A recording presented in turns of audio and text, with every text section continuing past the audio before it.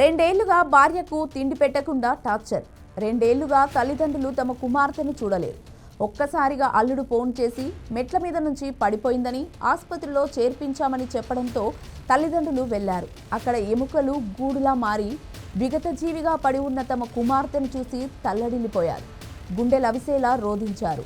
అల్లుడే తమ బిడ్డకు తిండి పెట్టకుండా హింసించి హత్య చేశాడని ఆరోపిస్తూ పోలీసులకు ఫిర్యాదు చేశారు.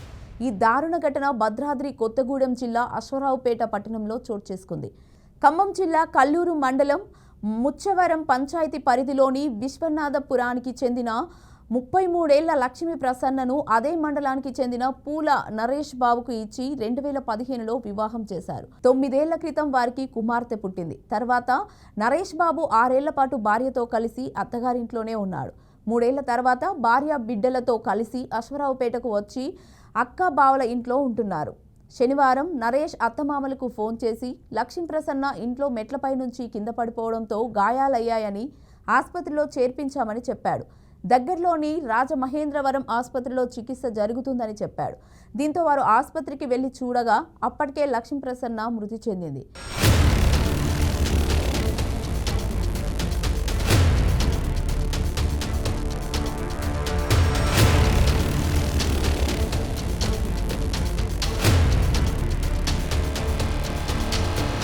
శరీరమంతా కొత్త గాయాలు, మాసిన గాయాలు గుర్తు ఉండడం చూసి తల్లడిల్లిపోయారు. లక్ష్మీ ప్రసన్నను అదనపు కట్నం కోసం నరేష్ బాబు, అతని తల్లి విజయలక్ష్మి, అక్క దాసరి భూలక్ష్మి, బావ శ్రీనివాసరావు హింసించేవారని ఆరోపించారు.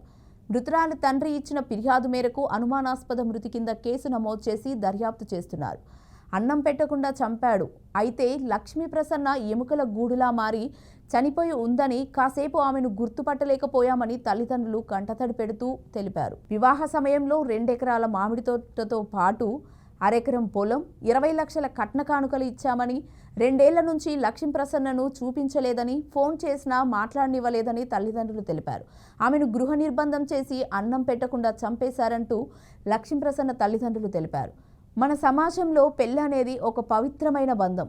దాన్ని కొన్ని సందర్భాల్లో పెళ్లి తర్వాత భార్యకు సంతోషం కాకుండా వేధింపులు, హింస, డౌరీ డిమాండ్లు ఎదురవుతాయి. అటువంటి పరిస్థితిలో మహిళలు రక్షణ లేకుండా ఉండిపోకుండా భారత ప్రభుత్వం ఐపీసీ సెక్షన్ 498A ప్రత్యేక చట్టాన్ని తీసుకొచ్చింది. ఈ చట్టం ద్వారా భార్యను భర్త లేదా అతని కుటుంబం వేధిస్తే లేదా డౌరీ కోసం ఒత్తిడి చేస్తే వాళ్లపై క్రిమినల్ కేసు నమోదు చేసి శిక్షించవచ్చు.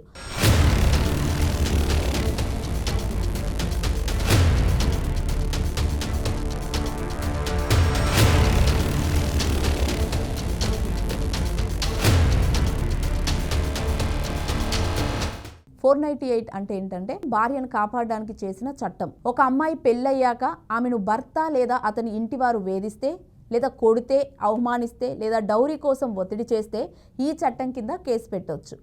ఈ చట్టం ఎప్పుడు వాడతారు అనంటే డౌరీ కోసం ఒత్తిడి, ఇంకా డబ్బులు తీసుకురా లేదంటే నీకు బాగుండదు అని హింసించడం వల్ల ఇలాంటి సెక్షన్ని వాడతారు. భర్త లేదా అతని కుటుంబ సభ్యులకు 3 సంవత్సరాలు జైలు శిక్ష పడవచ్చు. అలాగే జరిమానా కూడా ఉంటుంది. ఈ కేసు బెయిల్ మీద బయటికి రావడం అంత ఈజీ కాదు. చాలా సందర్భాల్లో ఈ చట్టం కింద నిజంగా మహిళలకు రక్షణ ఇస్తుంది. కానీ కొన్ని కేసుల్లో అవసరం లేకుండా ప్రతీకారంగా కూడా వాడుతున్నారని విమర్శలు ఉన్నాయి. అందుకే కోర్టులు ఇప్పుడు విచారణ చేసి నిజమైన కేసులకే న్యాయం చేస్తాయి. సాధారణంగా చెప్పాలంటే 498A అనేది అమ్మాయిల వేధింపుల నుంచి బయటపడడానికి ఒక కవచం. కానీ దాన్ని సరైన రీతిలో వాడాలి, లేకపోతే ఇది తప్పుడు ఆయుధం కూడా అవుతుంది.